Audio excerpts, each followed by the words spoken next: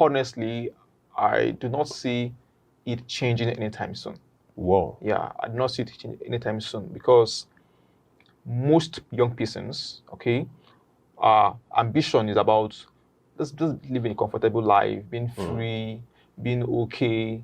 And to most persons, they do not see that possibility in Nigeria. And So yes. what happens? What happens? What So happens? the place becomes a graveyard. They'll In the go- future, people just go abroad, die, come back to be buried. No. You see, I don't think Nigeria will be a graveyard in the future, or in that metaphor. I don't think so. Okay. Because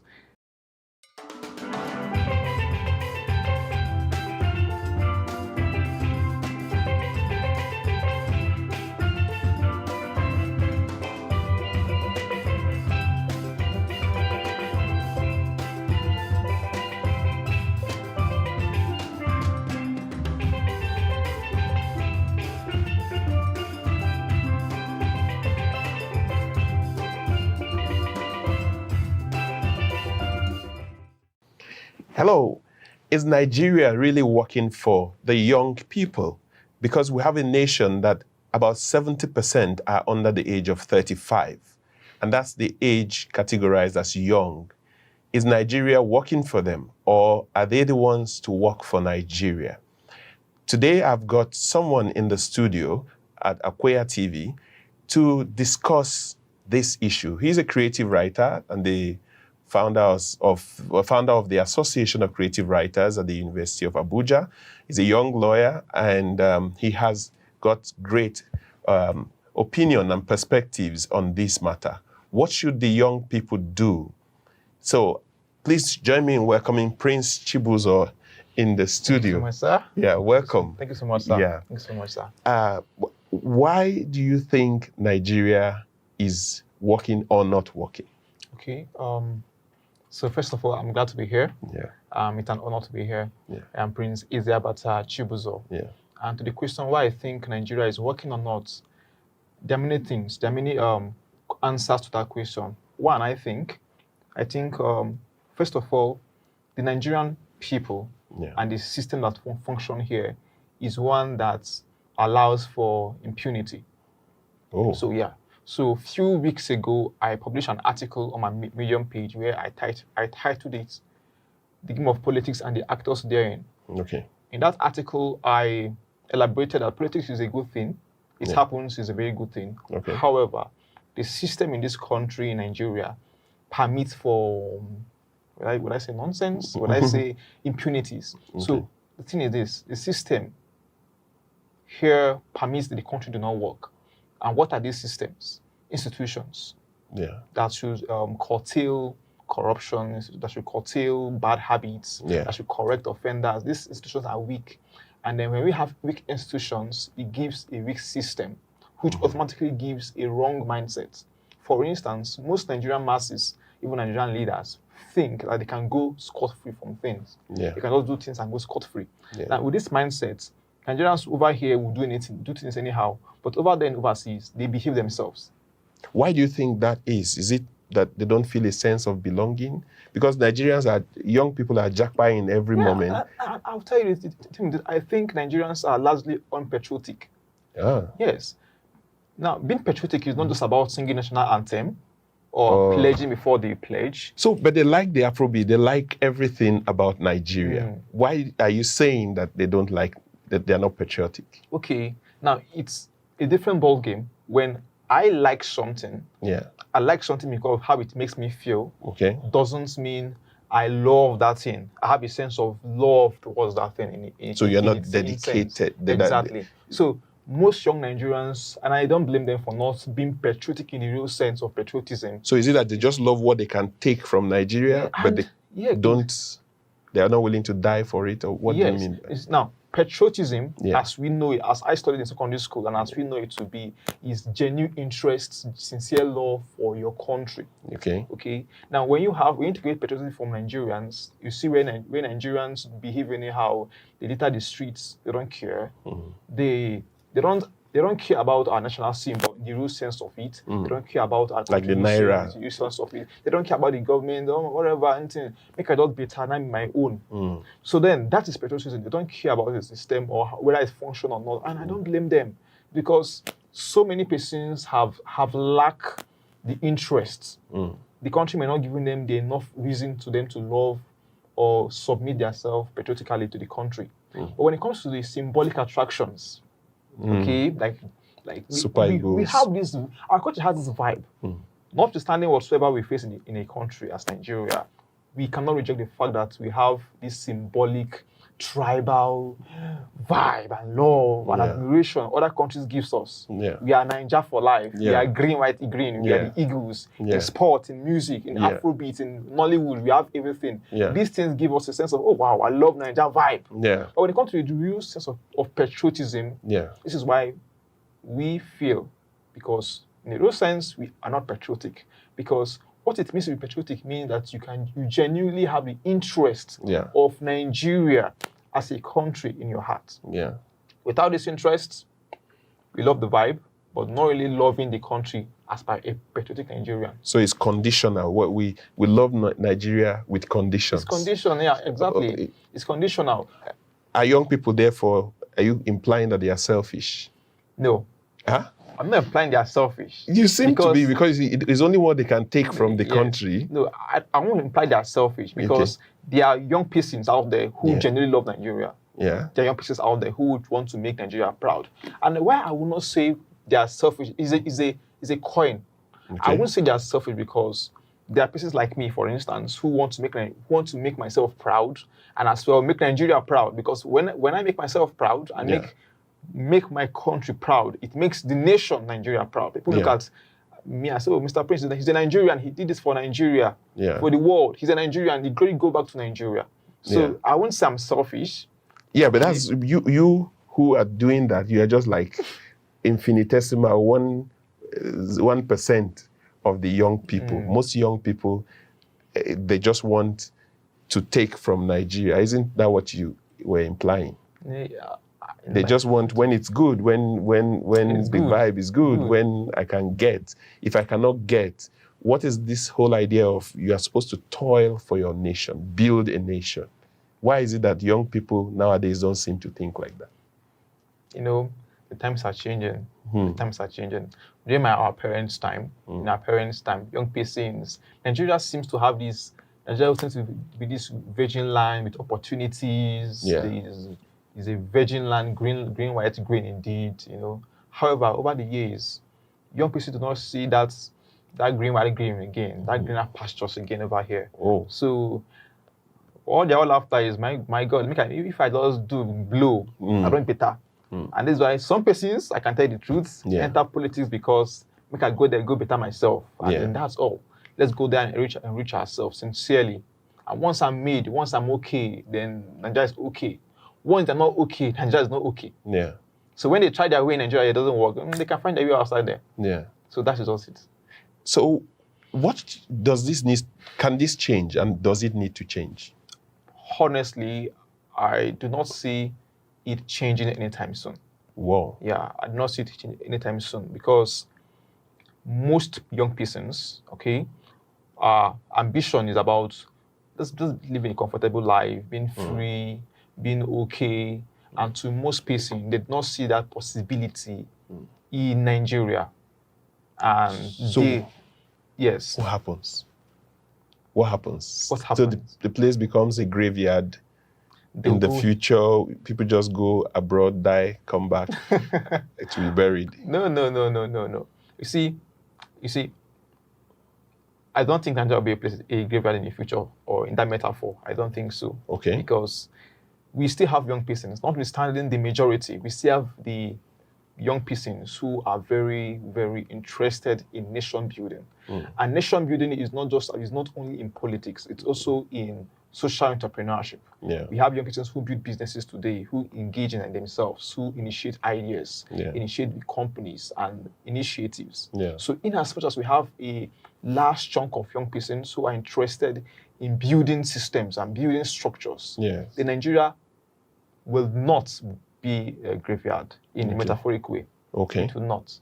Yeah, you're one of those building systems. You Association of Creative Writers. All of that. How would you describe yourself? You describe yourself as a writer? Would you describe yourself as an entrepreneur? Would you describe yourself as just a lawyer? To a large extent of my life, I'm quite young. How old are you? I'm 23. Oh, I'm 23. Amazing. I'm 23. Even though many persons don't believe my age because of my track records in school and the things I do. You reduced your age. You are like 50. I'm not 50. I'm 23. Yeah. It's surprisingly. Yeah. Very impressive. Really. When I was in my 400 level, I was appointed to represent Nigeria and Rwanda for a Pan-African summit, courtesy of my record in school. Yeah. I was also many things I did on campus while I was a student of University of Abuja. I just finished last year, December, going for law school in a few months' time. So I don't know how to describe myself initially, but now I think I can describe myself. So shoot. I shoot. Okay, let's say I'm a lawyer. Okay. I'm a lawyer.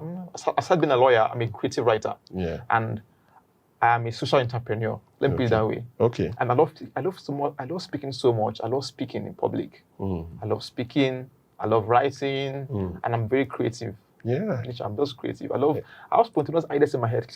Sparks. Sparks. Yeah. Wow.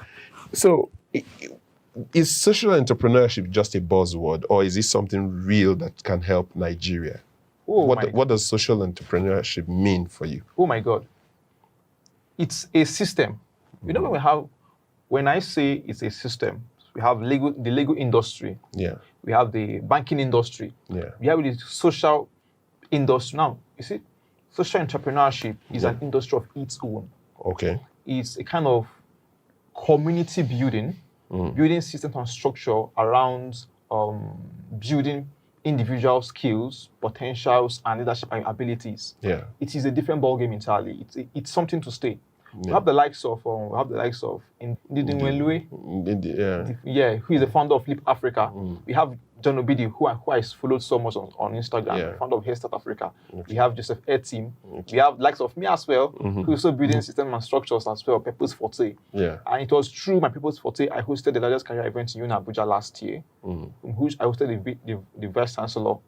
And I broke record as the first student in the university history to host a city Vice Chancellor on campus. Okay. So it is here to stay. And the thing is, it's important because we need to tell stories. Now, avenues like this, avenues for social entrepreneurship gives a platform, a privilege for young people to hear stories of persons before them who have done what they want to do. Okay. For instance, when I hosted After School What Next last year, I invited industry experts, actors, comedians, musicians, bankers, even politicians on campus to speak on After School What Next.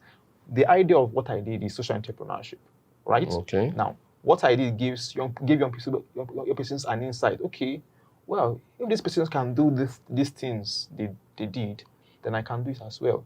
So it's very, very important, particularly with the kind of things happening in the country currently, the disappointment, to some persons they've lost hope. Yeah. So we need to tell these stories. We need more platforms. We need more social entrepreneurs to inspire the young generation, to tell stories of hope, of encouragement. That, of course, if they can do it, I can do it as well. And what do you need to have to get to this point in your life? Yeah. That is the idea of social entrepreneurship. And it's there to stay. It's something to stay. All right. We're going to go on a break and then we'll be right back. For those of you watching us on NTA, please just hop onto YouTube and share this. Don't go away. We'll be right back. And this conversation is going to tell you a lot more about the challenges Prince Chibuzor has faced in his work. Celebrating 4 years of excellence, Akweya TV Limited has emerged as the epitome of development journalism. At Akweya TV, news should not only focus on results, but the process of participation in the developmental journey. We actively create it through content at the core of our stories. We showcase the beauty of people living harmoniously and contributing to the society. Over the years, we have partnered with cultural promoters to host extraordinary events, such as the first ever collaboration in Abuja, Umba Apostolic Festival, Benue Heritage Festival, Akweya Children's Carnival, and many more. Akweya TV is the brand you can trust for history, art, cultural content, and their influence on development. Join us to inspire, inform, and make positive impact on communities and societies.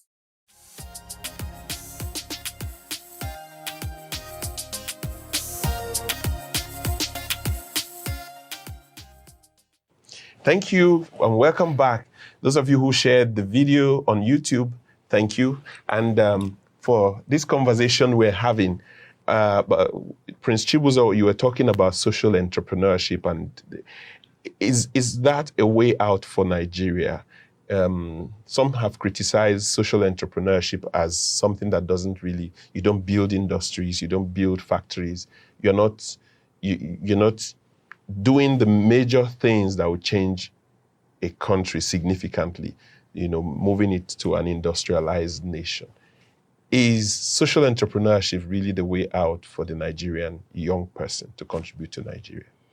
Okay, yeah, this is a very fantastic question. And personally, I love this question because I will tell more on social entrepreneurship and the role it plays, particularly in building Nigeria. Yeah. So this is it here.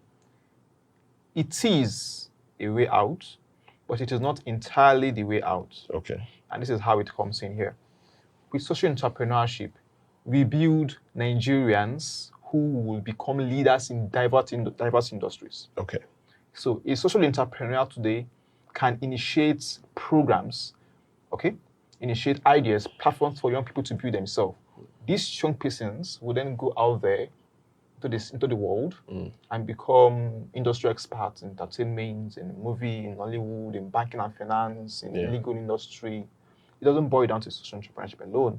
Now, when I organized, for instance, after school What Next, which I did at University of Abuja over the past last year, and as well my various events on campus when I was a student, I did those things with the hope that many persons who might attend, students like me, might go up tomorrow and say, okay, I can remember in 2022, 2021, 2023, a young guy called Prince Chibuzor there, a law student, organized something like this on campus, and that thing inspired me to become who I am today. And who am I today? I'm now a banker.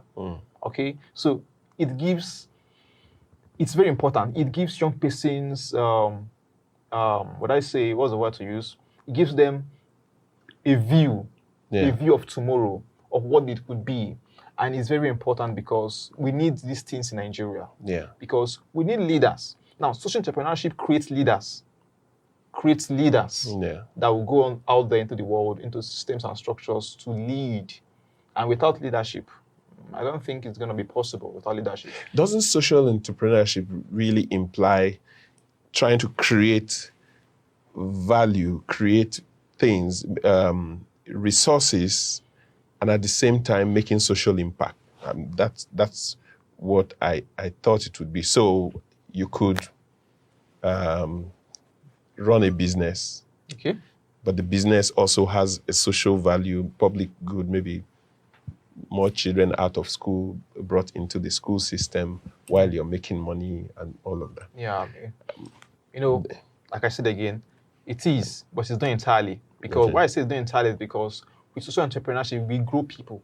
Okay. So when I run initiative, for instance, when you run programs, it affects people. It impacts people who will in turn grow to become industry leaders, experts in different fields. Yeah. They mustn't all come back to being social entrepreneurship. Yeah. It's a means to an end. Yeah. And it's important for Nigeria and for Nigerians and for young people and for young Nigerians. Because with this initiative, these platforms, this social entrepreneur may not be there. All right? They might not be there. But what they do is that they create the platform for others to be there. So what is your take on this AI technology, Yahoo thing? You go to many hotels around Abuja and in many major cities. Young people are in different rooms with their laptops or on their phones trying to do some nefarious things. What do you think? Is this a positive trend in that they are exercising their innovativeness, or it's something we should get worried about? Okay. Honestly, it's something that one should be worried about, okay? The essence for being intelligent, the essence for being smart, is not that we use the smartness for negativity. Okay, it's very, very worrisome. Sometimes when I sit down to think about it, I don't think about it with the viewpoint of today and tomorrow. I think about in the next 50, 10, 20 years, these persons will grow up and then get married, have children. What would they inculcate to their children? How would society be like? I can imagine. How would society be like when these persons who are nefarious in itself go there, breed children, breed family? By then they would have repented, become religious leaders, and then they'll be telling them, when I was your age, I used to go to church. Oh my God. Yeah. Isn't that what happens? Parents are always good when they were young. Good or old when they're old? No, as in when they were young, they would tell you that, I used to read my books, I used to be... They would like to their children. So most likely in the future, they are going to say, but definitely, you can't give what you don't have, right? Yeah. You can't give what you don't have. Yeah. There's no way up. There's no two way about it. You can't give what you don't have. Okay. What you lack, you can't give it to your children. No matter how we try to paint it, okay, I want to paint it. These children go out there and like defunctionalism, and they go out there from families, from parents that were once, Yahoo boys and hookup girls, and it's a vice and it's not a good thing. That's one. For technology and AI, recently, few weeks ago, we saw how Meta roll in AI. And I'll confess, ever since Meta roll in AI, over 7% of young persons do not subscribe to ChatGPT any longer. Okay. Yeah. Why? Yeah. OpenAI launched before. OpenAI launched as of 2021, 2022 with a phase called ChatGPT. GPT. Yeah, GPT. What they do is that they go answer questions, you type text, respond. Meta AI rolling their own a few weeks ago with on Instagram, on WhatsApp, on Facebook. Yeah. And it just launched people out from ChatGPT into Meta AI. And it's because this is it here. The end users are enjoying. Hedonus is enjoying these things free. But it goes a long way to tell us the world and how it's going to work. The next few years, I doubt if many of us want to use our natural intelligence. We just have to just impute on AI, give us results. Yeah. And beyond just the text reader interface, we have video, we have sound, we have audio, we have even music too. Yeah. We even have pictures. Yeah. So, and I think young persons should be interested in AI and how it works. Few weeks ago, I went on social media and I admonished my audience to take a course on AI. If you're a law student, take a course on AI and law. If you're a media personnel, media and AI and media. If you're into agriculture, AI and agriculture. Because in the next few years, AI will dominate virtually all industries. Banking is there, media, movie. AI makes movies, just impute a character, and it can make a movie interface. So we should learn how AI affects our industry. And I think it's very, very important for young Nigerians to meet up to these things. And I always tell young Nigerians that your contemporary competitors are not just Nigerians. Yeah. They are the guys in the US, the tech guy in Japan, the tech guy in China. These are your real competitors, not just the Nigerian masses or the Nigerian young people there. So we must be intentional about learning how AI affects our industry so that we can be relevant with AI. AI now allows you to code. Are you seeing enough Nigerians using it to code for something positive? AI now writes codes for you, even with ChatGPT. AI writes anything. AI writes books for me. Oh my God. When I was sometimes a few weeks ago, I wanted to write a poem for a lady, and I couldn't crack my head again. Usually when the usual me will just think of love poem, imagery, simile, metaphor. I was told today I write me. God, and he gave me a very fantastic, and the girl was like, "Thank you so much, please." So that's the extent of it. The extent of which AI have really domesticated itself in our daily lives. Now, it's not just about the AI itself, but it's also about the users. Yeah. All tool, before AI even came, all tool could be used for positive and negative. Yeah. It's about the users. And this is how we should have young persons who are very, very intentional to build themselves as leaders. Yeah. And like my very popular quote said, it's important that good people rise, and then when they must rise, they should rise fast. I mean, young persons who are good with virtue, with understanding, with knowledge, and with discipline rise to the aim of affairs and influence.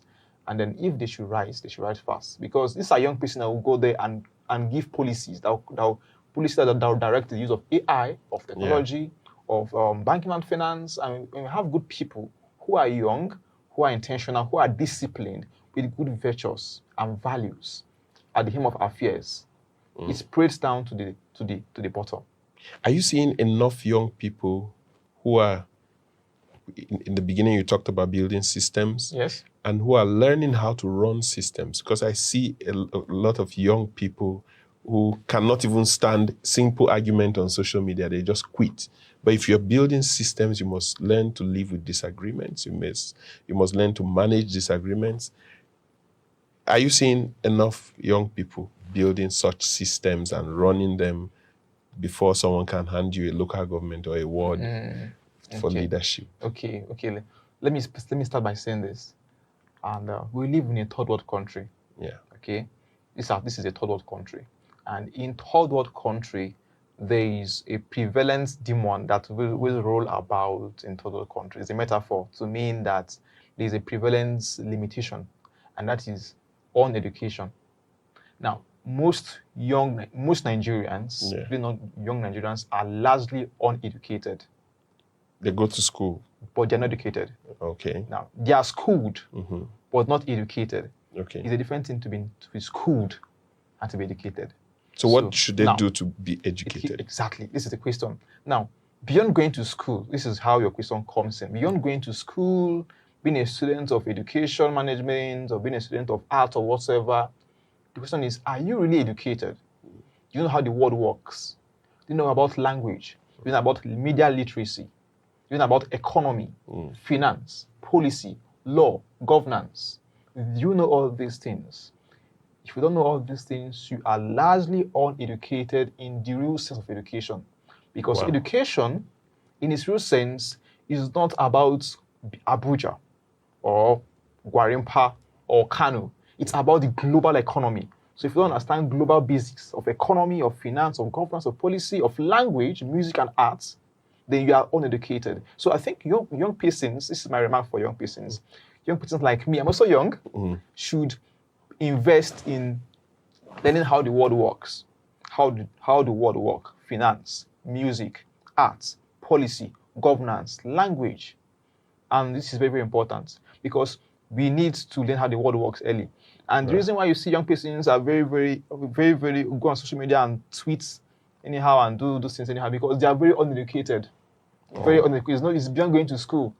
You go to school and when you come outside, let me stop it. Let me not go further. Yeah, and that's really where we'll stop this because you really delivered the message. Yeah. I want to thank you so much for coming. I really appreciate Prince Ezeabata Chibuzor. Yes. Thank you so much for being with us. If you have comments, please put them in the comments section. And if you're on NTA, hop on to youtube.com/Akweya TV and on our website, www.akweyatv.com.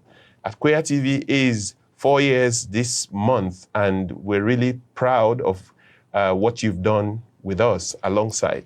So we really pray you keep sharing our content and also every other thing you want us, put in the comment section and we're going to respond and bring you more shows. My name is Odoh Diego Okenyodo, and thank you so much for being with us.